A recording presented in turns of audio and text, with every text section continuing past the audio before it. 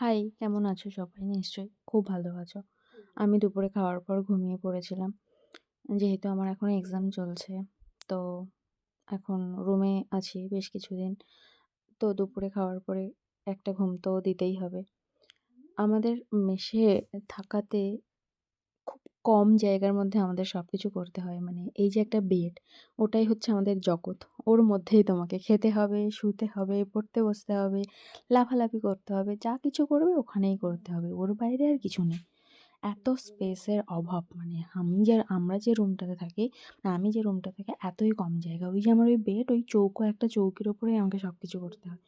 যদিও অভ্যাস হয়ে গেছে তবুও মাঝে, মাঝে খুব প্রবলেম হয়। আর আমার ইলেকট্রিক কেটেলটা তো পাশের বেডের একটা দিদির হচ্ছে ওপরে করা।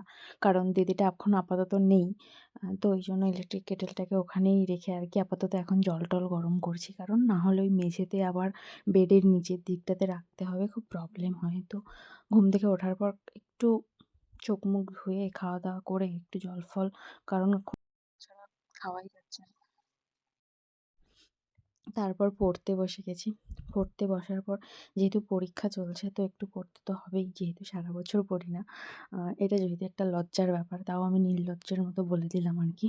তো রাতের খাওয়া-দাওয়া খুবই সিম্পল ছিল। আজকে সারাদিন যেহেতু আমাদের বৌদি আসেনি, তো নিজেদের খাওয়ার জন্য হয়েছিল। তো খাবার-দাবার খুবই সিম্পল। তো টাটা। হুম, সবাই ভালো থেকো। Good night.